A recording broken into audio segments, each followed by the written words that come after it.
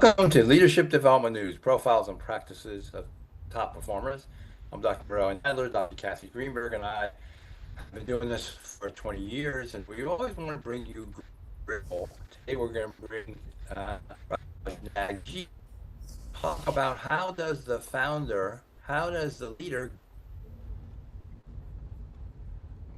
Hey, Relly, I'm going to jump in here because I think, given your hotspot situation, we're going to be a little bit hard pressed to continue to hear you. So I'm going to go ahead and jump in and keep us moving here, Yeah. and hopefully, it'll get better, maybe a little stronger as the show goes on. And hey, listen, we live in a world that is interconnected in so many ways. Sometimes it works, and sometimes we just have to bear through it.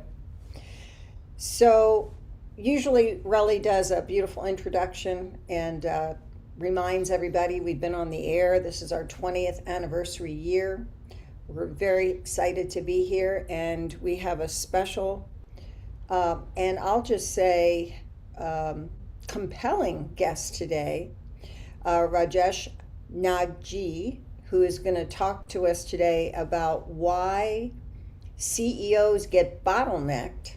And I guess, the best way to say it is they just get in their own way. And many of us have worked with leaders in organizations who see it, but most CEOs, they just don't realize that they've become the bottleneck inside their own success. And Rajesh today is going to talk to us about his own lived story and then how he actually solved it and has actually become a trusted advisor to over 350 plus CEOs around the world running, multi-million dollar companies. And he is somebody who we're excited to talk to. He's somebody who's also highly recommended by our friend, Marshall Goldsmith, one of my dear, dear friends from many, many years. One of the things that we're going to hear about today is how Rajesh built his first company, burned out running it, and then nearly lost everything. And that breaking point became, as we like to say, the trigger for the transformation, the foundation for everything he teaches today. Now a CEO mentor and business physicist, Rajesh helps scale stage founder CEOs escape the founder bottleneck. When a company grows sophisticated enough to scale, yet still depends on the founder for decisions and operational stability, and we know how dangerous that can be. He calls his underlying dynamic the velocity crisis, when systems evolve faster than the founder's internal operating capacity. I love that. We're going to talk to him today about how he created CEO Freedom OS, which is his trademark. It's a leadership architecture that removes these structural founder dependencies without sacrificing control. And the framework installs 4 systems, which we'll hear about in today's show: the command center, the delegation, the client magnet, and the personal brand OS. With over 30 years, Rajesh has, as I said, mentored 350 plus CEOs across 15 countries, including leaders at Amex KSA, Nielsen MEA, and BNI Middle East, helping them build companies that scale beyond the founder. You can get more information about him by visiting him at Rajesh, Nagjee.com.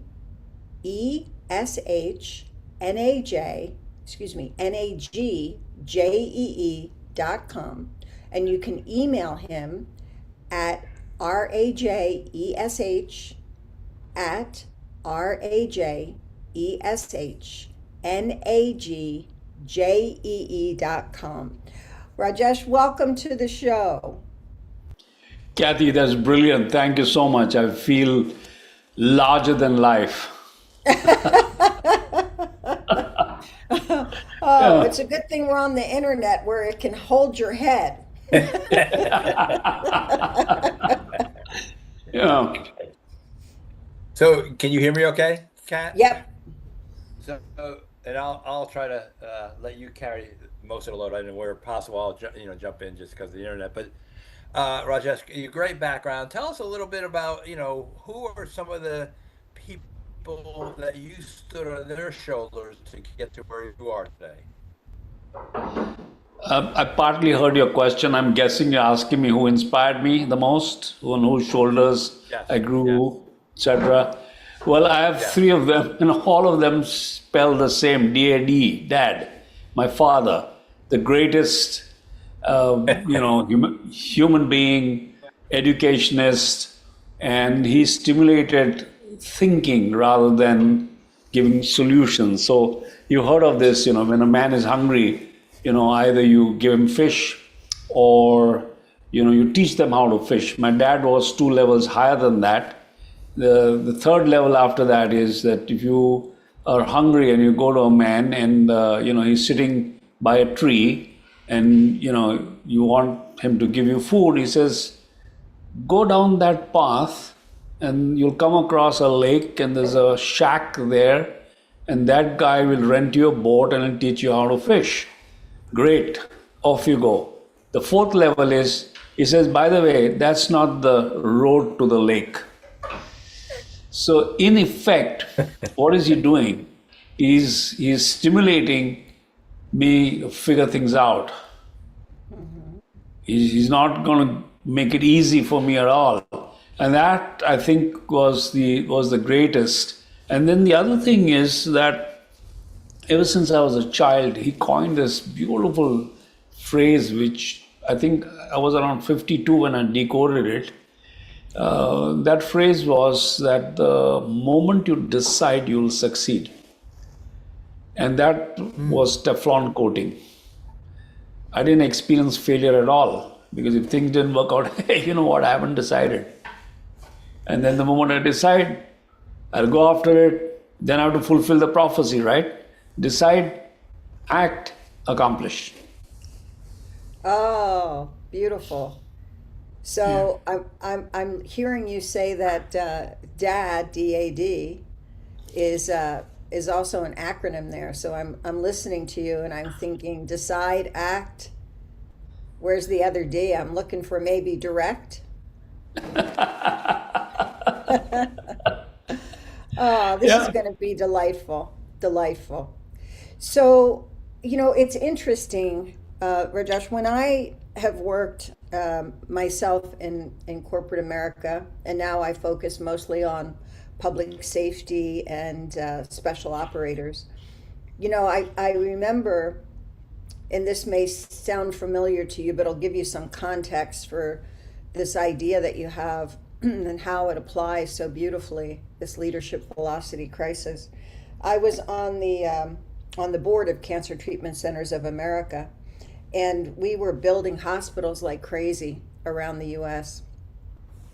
And we had just acquired a wonderful CEO who did great, great, great work. One of the leading hospitals in the U.S. I'm not going to name him, but he became the CEO of one of our hospitals, and I had the pleasure of working with him for many, many years.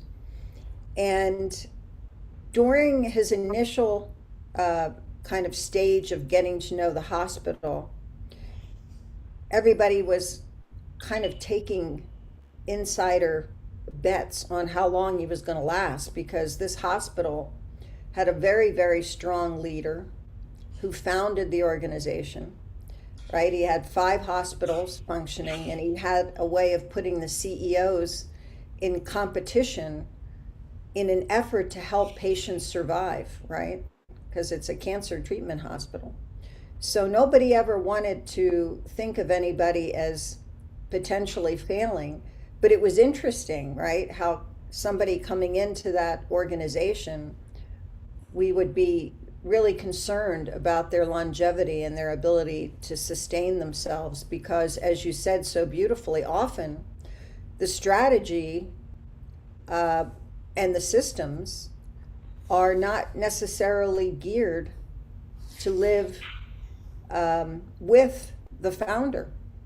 And I think it's fascinating. So, with that as context, many leaders believe that the scaling is about their strategy and their systems. Why do you believe the biggest bottleneck is often the leader themselves? And why do I believe that? Oh, absolutely. Why? Because I've been that person. So it's not a belief, it's a discovery. And so, the way, and now that it's been phases and phases and phases of my evolution, what I've discovered is that people, so I think the best way to start is with my second favorite subject, which is my wife. She played table tennis for India for 17 years, and she played solo, so not doubles, and she was also captain of the Indian team. So when we got married, she decided to start her own small little company, which today has grown into, she is basically an interior designer and landscaping consultant. She has about 120 people. She's done about 1,000 projects in Dubai. And so when she was going through the initial phase, it was extremely, everything was slick and successful and on time, etc. But the moment she started growing a team, things were still very, very good, but she was working very long hours. So it took me a while to figure out what was missing. And really what was missing for her is her whole life was about playing a solo game. And every time there was a crisis in a company, she would jump in, take over, and make things happen. So the big piece for her was to learn how to play what I call, in her language, a doubles game. And that unlearning and learning took forever. So basically here, the issue here is about competence. And there's a distinction between capability and competence. Capability is something that, everybody has from the time they're born till they retire and beyond. But competence is something that is learned at every level that you rise, 6th grade to the 7th grade to the 8th grade. Every year you got to learn competencies, new competencies to be able to then take the exams and move forward. And that's where people get stuck. Because they were successful, they don't realize that they are incompetent. Because the results show that they are competent, but where they are stuck and they are not able to scale is because they're incompetent. Yeah, well said. And that's my story, by the way. That's me. Well, you remind me of a very dear friend of mine by the name of Alan Pathmaraja out of Singapore. It is a very sweet saying, and I love it. Actually, his wife would also say it. He's happy, I'm married. Yeah. So So that one really, sorry I'm interrupting, really, that one is so true for me go. because I was happy, my wife was married, then we are no longer married, and now she's happy, and so that's how the whole circle of life worked for me. Oh yeah, sometimes it works that way. Been there myself. There you go. Really sorry I interrupted you. Go ahead. So Rajesh, that's fine. So I'm intrigued with the leadership velocity crisis that you talk about, and I'm sure this ties back to how does the leader get in their own way? And then you've worked with many leaders. I think then the follow-up is going to be kind of, how do you get them to see it? So, so there are several ways of saying this. One way of saying this is all the measurable results that we need to be very careful about and put out there, whether they are goals or, performance and metrics and all the rest of it. That's all in the outer domain. And that's one velocity, that's one game with one velocity. And there's another game that's going on, which is the inner game, which has to do with, on the negative side, with fear, doubt, anxiety, stress, and all the rest of it.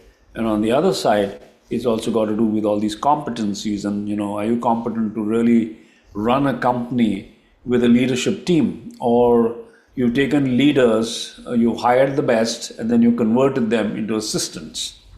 And when you have assistants, all the buck keeps coming back to you.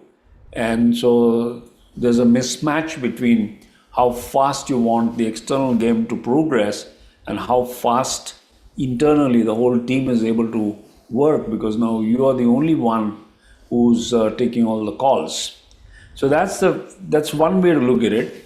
The other way to look at this velocity crisis is, the outer game and the inner game. And the outer game again is all really about all the measurable results that we're looking at. But the inner game is where Dr. Tim Galloway created this fabulous equation that performance is equal to potential minus disturbance minus interference. And it's that interference that really slows people down. Yeah. It's never the potential. It's always the interference. And there So are all kinds. Sorry. I love what you say. Yeah. Tim Galloway and I did some programs way back when. He did a morning program where he worked with folks on the tennis court. I did the afternoon program around team building. But that whole simple formula, just for our audience, potential equals performance minus interference. And so you're talking about, it sounds like a lot of focus, the internal interference. Yes. So, and that was such a brilliant approach. And then when I started examining it and looking at it from different points of view, I found that the root cause of interference is language. Because how you language things is how you experience them, and how you language things is how other people experience them. And then what I discovered is that the language that everybody sort of has been using or keeps using is the language of efficiency. Everybody wants more for less. Yep. I want more returns for less input. Whereas the way to scale a company and still remain sane and married and happy is to be able to shift from the language of efficiency to the language of effectiveness. And the language of efficiency, I've discovered, lives at the intersection of the past and present, whereas the language of effectiveness lives at the intersection of the present and future, which is really all about opening possibilities, generating consensus, and stimulating ownership, all that kind of stuff. I love it. Well, we're going to do something right now that unfortunately interferes with a little bit of our performance, but it'll make us more productive when we come back. Don't go away. You're listening to Leadership Development News.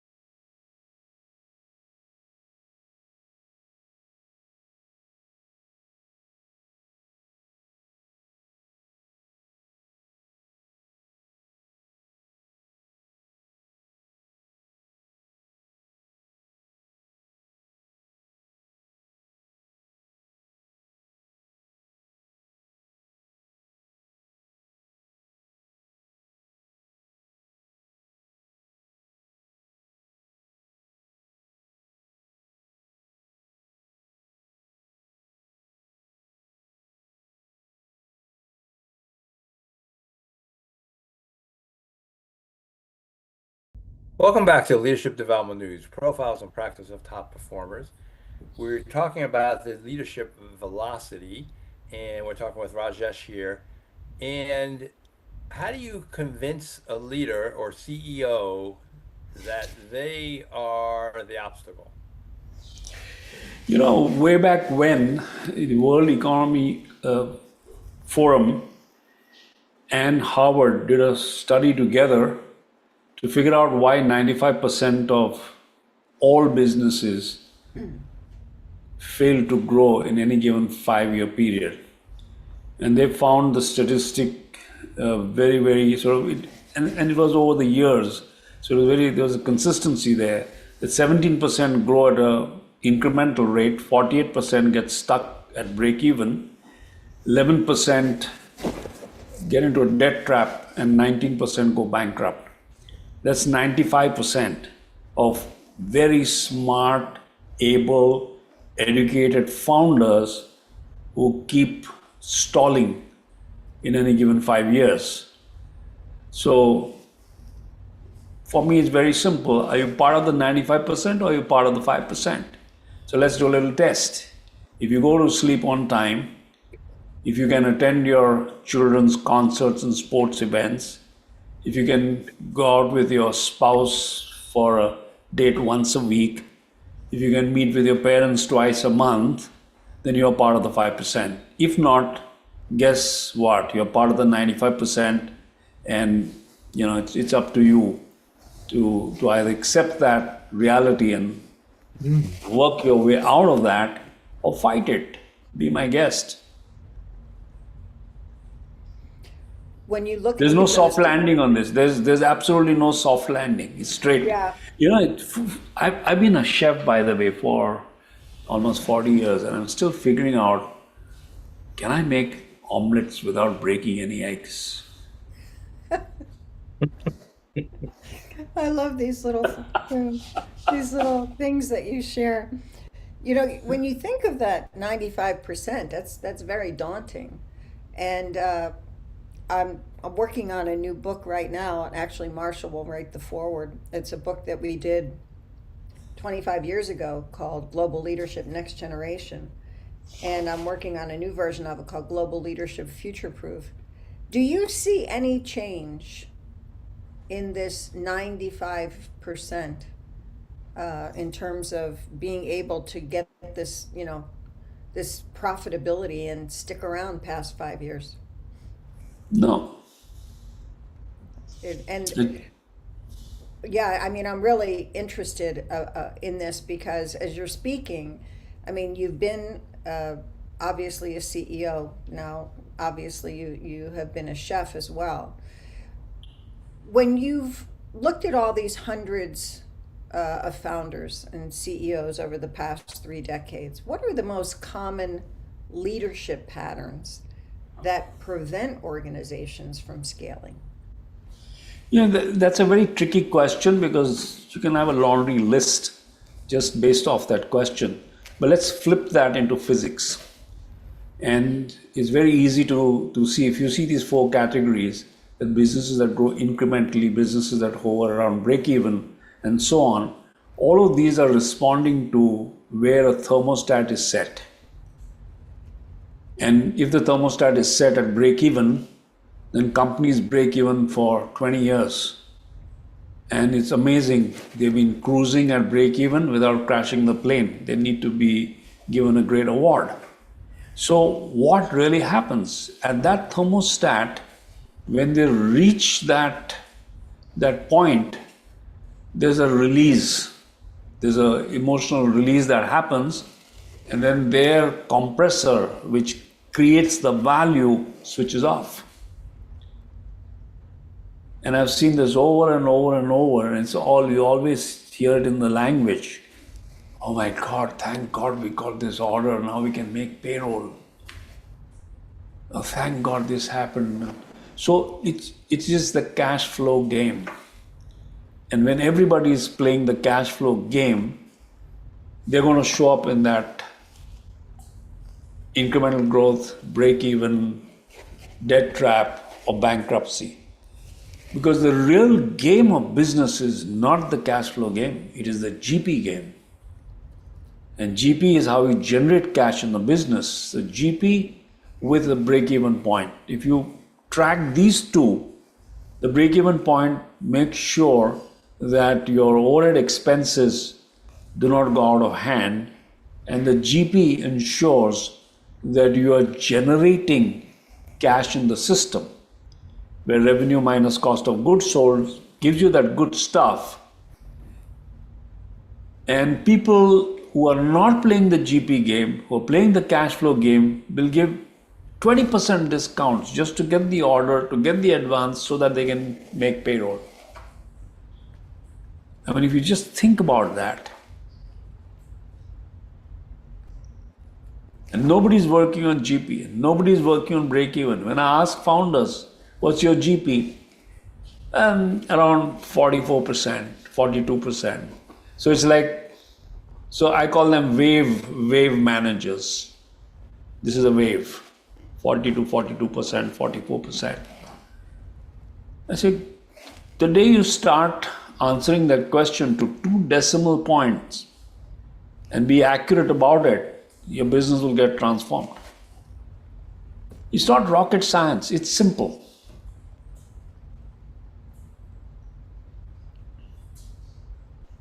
So basically, you're trying to get those 2 decimal points, and for them to get out of the way. I thought I'm not sure, how you get to step aside or to do something, because if you always do what you've always done, you always get what you've always gotten. And so they got a success track record that somehow, and again, they have that ownership that you got to have them take a risk and do something different. How do you do that? I'm not sure really, because a little bit I missed. So I'm going to guess at the question that you asked me.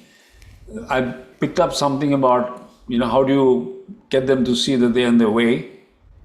Is that Right. was that the concept of a question? Yeah. Yeah. Okay. Yeah. So Yeah. basically what happens is that, there's this very, very nice word called delegation, and everybody believes that they really delegate very well.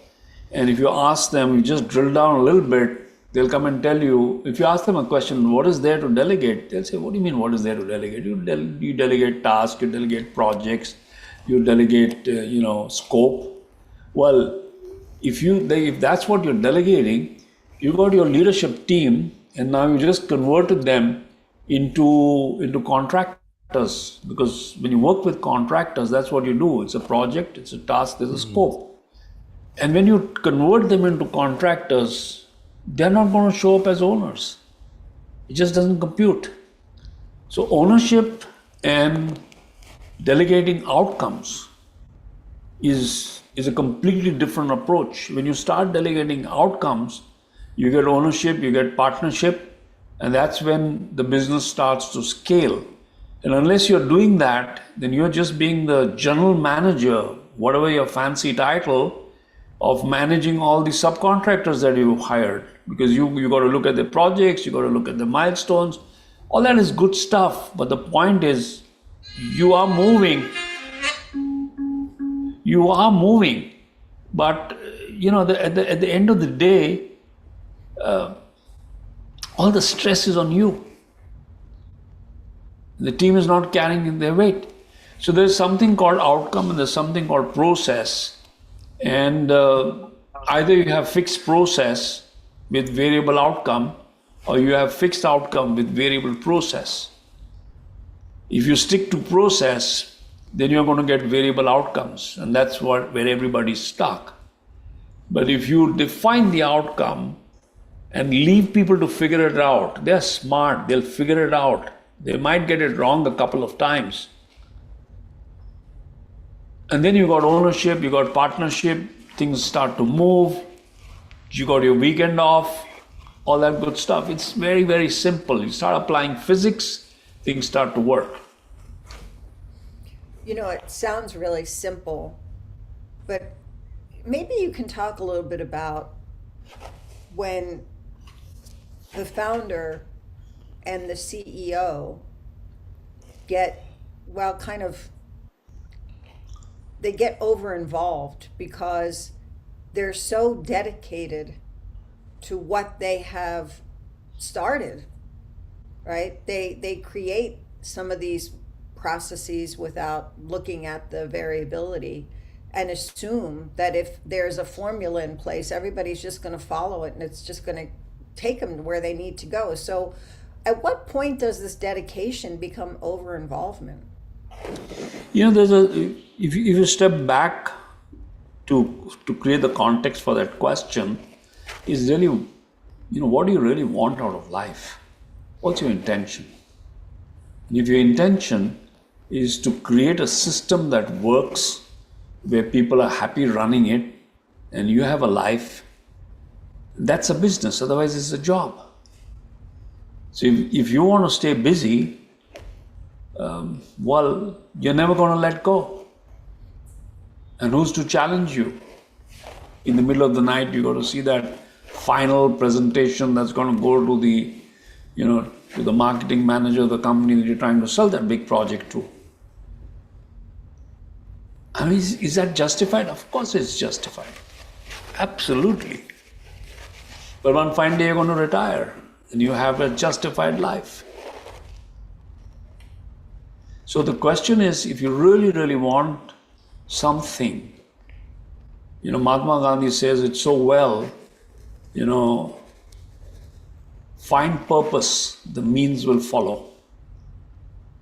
If your purpose is to build a system that works as a business owner, an entrepreneur, the basic requirement of the entrepreneur is to create a system that produces money for the entrepreneur and the stakeholders. But most of the people create the business to get a job for themselves.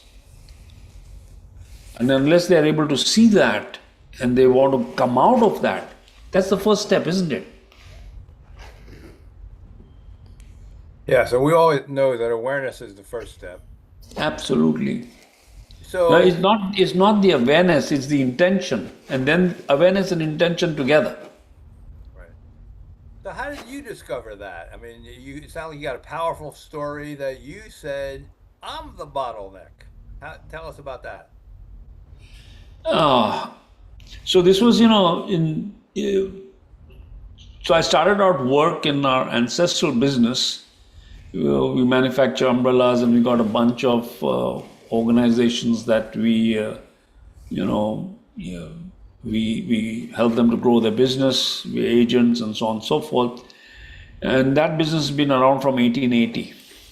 Wow. And there's a pattern, and it's really done well, except that it never took off because that's where the thermostats were stuck. Right. And I soon realized that I'm not going to be able to fly in that business. I'll have a very good lifestyle, but that's about it. So I took a sabbatical for 3.5 years to pursue music. I played the sitar, played concerts around the world, learned a lot. Then I built and ran a hospital. So I was quite amused with everything that you're talking about because I've lived that life for 12 years. It was a critical care hospital. And it was in that hospital I realized that I was working very, very late hours to keep everything going. And I'm not a doctor.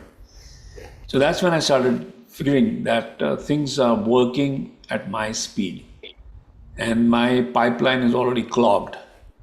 And there are so many decisions, it was very dangerous. So that, at the pain of creating all kinds of misery in a hospital surrounding, which I had no business to run, if you ask me, I can tell you, confess. But that was the hard way for me to figure things out. And then I started, getting people together and just on a whiteboard, hey, listen, I don't know this. Do you know how we can do this? And it just started. The whole ball started rolling. I said, look, it's as easy as asking people. I don't have to figure stuff out.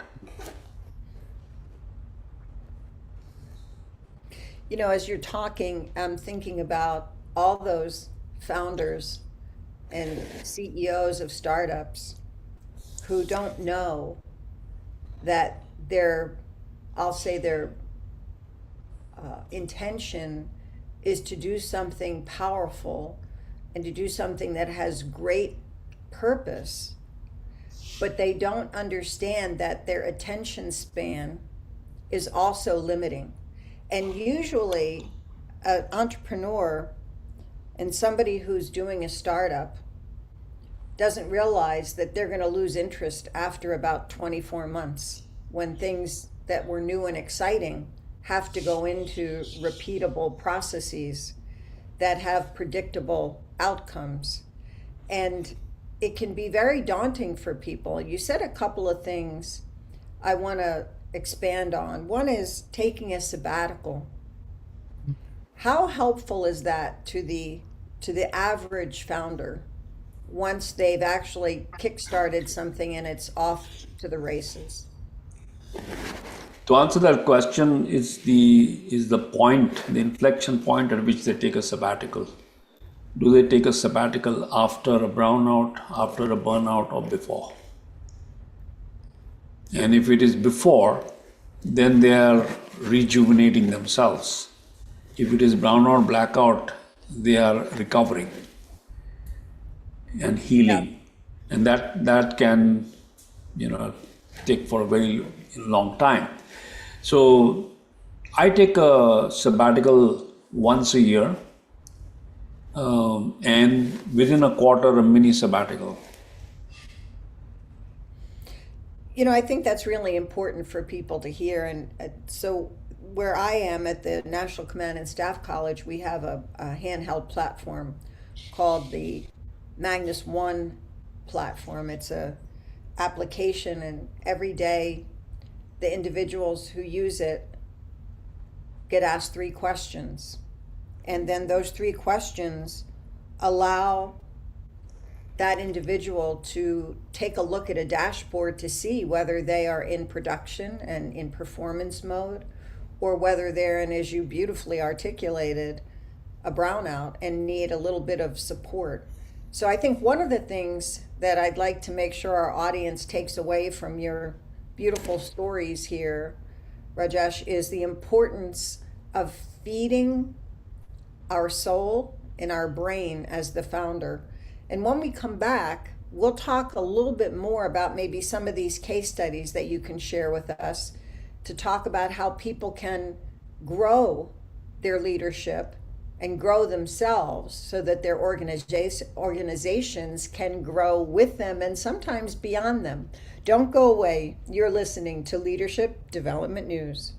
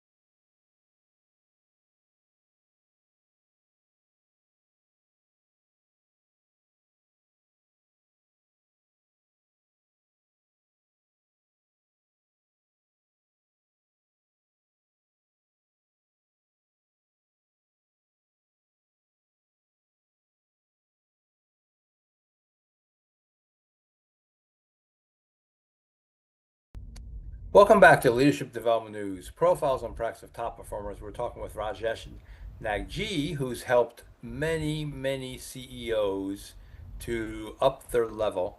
And one of the things we've talking about is emotional intelligence, self-awareness, initiative. So we talked about the sabbatical or those times Kat talked about at the end of the day.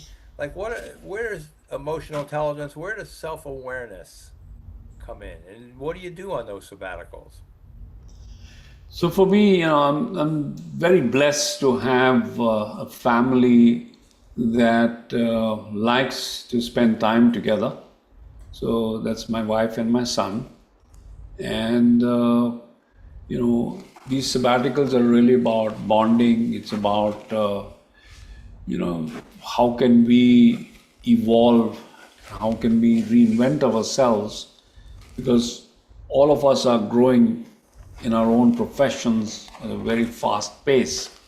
And so we have this ritual that every quarter we declare that we are incompetent at whatever we are doing. And what that opens up is an inquiry into finding evidence of that incompetence. And then when we're looking, we really find it, and then we figure out, okay, what are we going to do to build that competence? So that's what we do on a sabbatical. And one of the things that we are always working on is the 4 skills that every manager, every CEO, every founder has, and probably the only work that they ever do. An honest day's work is just these 4 things, which is you ask, you listen, you speak, and you acknowledge. Unless you're a mason where you're actually laying bricks.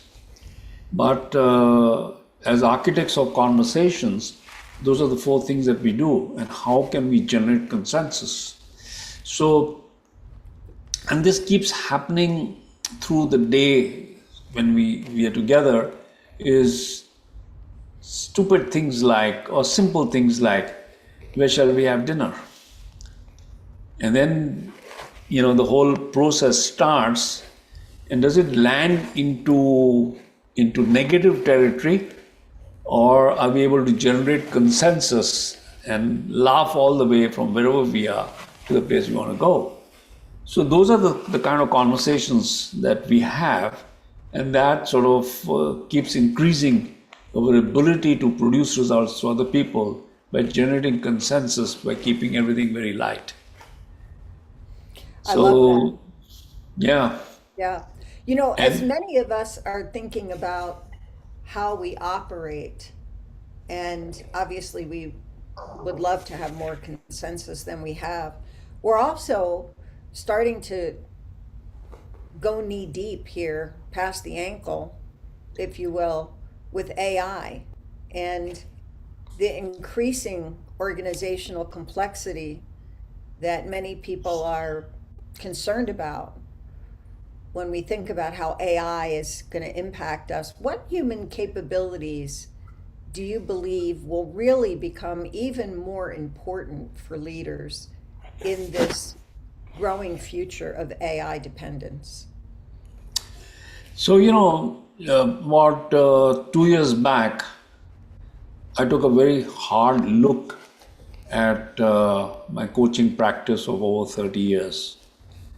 And one fine day, I got up and said, that coaching practice is now dead, because I can't compete with AI. Impossible. So then I went into about a 3-month wilderness, searching for what's going to be the next game. And this whole image came to my mind that so far it's been a solo engine plane, and now I want to build a twin engine plane. One engine is all my experience and my frameworks and everything, the human part, or discerning, or the distinctions that I hold, and the other part is the AI. And that twin engine metaphor seems to really, really work. Mm-hmm. So instead of thinking that I'm the engine and now AI is going to replace that engine. So if you can think of what is it that you bring where you can't beat AI for its speed and accuracy, provided all the prompts are correct. And it's really working out for me. I've reinvented my entire practice on these twin engines, and what I bring in my command center and in my Freedom OS, it's all AI based, but it's all something that I have created inside of the frameworks that I know that work. And so people are happy to join the program because they're getting both. They're getting the muscle power of the AI, and they're also getting the tracks that's going to make sure that things don't derail. And this is possible for everybody. It's not just me, provided you're willing to take on the truth. The truth in front of us is that our old ways of doing things are dead, because everything has a shelf life. And how are we going to reinvent? Well, reinvent, think of two engines. You're one engine, which only you can do. This is what AI can do. Delegate stuff to AI. Make sure that it's not hallucinating, all that stuff. And there you go. So say a little bit, Rajesh, I love that image, twin engines. And how does that tie in to the command center, delegation, your frameworks, client magnet, personal brand? I imagine there's the human element, but then there's the AI element with that twin engine focus. So, what I've done is I've created, agents based on my years and years of work and frameworks. And, so I'm trained in 14 different disciplines of physics and how to apply physics to business. For example, theory of constraints, outcome-driven innovation, dynamics of strategy, and so on. It's a long list. And those frameworks, they intersect with each other, producing what is called the Medici effect. And it is that Medici effect that I have seen that works in all of these different areas that now I've codified into agents. So my earlier profession was I was teaching people to rise to that level of competence. Now I've got agents that are delivering that on tap. So it's a scalable model now. I can finally take my work, and in the next 5 years before, I say I'm done, I will be able to make it available to so many more people by building this in this way. And what has gone into those agents are all the frameworks and how they intersect. So I'll have one agent which starts with a theory of constraints, then outcome-driven innovation takes over, then dynamics of strategy takes over, then again it lops it. So it's these three frameworks that play with each other and produce a result. So give us those three again. So so I always start with outcome-driven innovation, so which really starts with what is the job that somebody is trying to do and what are the key outcomes that are very important, not at all satisfied. And then from there, the next piece is theory of constraints, that if that's the outcome that they want, what is the constraint for that particular outcome and how can we exploit it or resolve it? And then dynamics of strategy is about building pivotal assets that will make sure that these known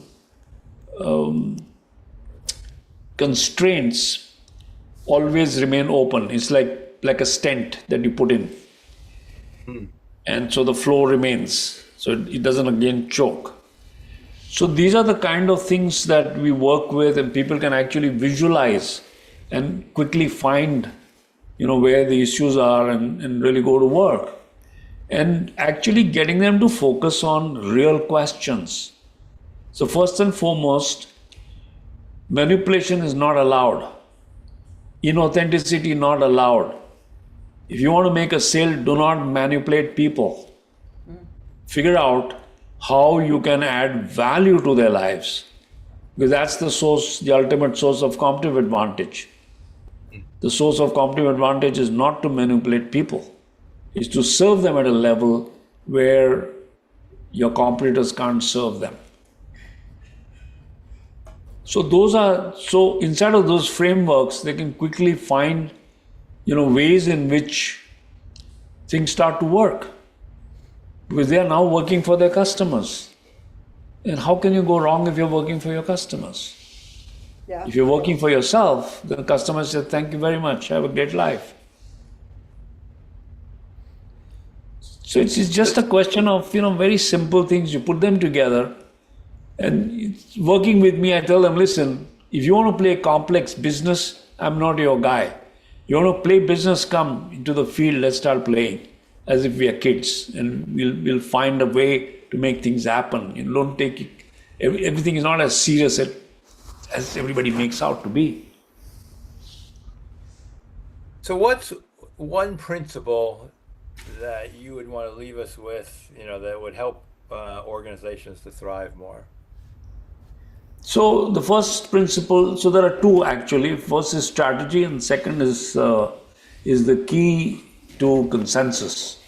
So strategy is really about figuring out how your customers will choose you over other people.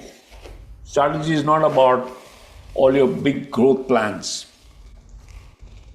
I mean, who really cares about you did 100, you want to do 150, and you have a strategy retreat trying to figure out how you're going to reach 150. Instead of that, if you start figuring out why do customers need to choose you? How are you different? What more value? Do you make things faster for them? Do you make them easier? Do they last longer, cheaper, all that stuff? That is strategy. So can you transform their buying criteria in your favor? That is the actual definition of strategy. If you're not able to shift the buying criteria in your favor, then everything goes. I mean, strategy is such a fat word. Every damn thing goes into strategy. So that's one. The other is how do you generate consensus? And unless you master that game of, in today's day and age, with Right. AI and with so much of information all over the place, is really focus on listening. So say a little more about, I'm sorry, I was going to say about that, your consensus, because you get 3 people, you're talking about going out to eat with your family. And that's only 3 or 4 people. You get a leadership team with everybody's got experience. How do you get consensus that doesn't take forever? Yeah, so those are the skills that you need to work with. So first of all, it really starts with, is it possible or not possible? If it's not possible and you're absolutely clear it's not possible, don't waste your time. If you think it's possible, then you start working on making it possible.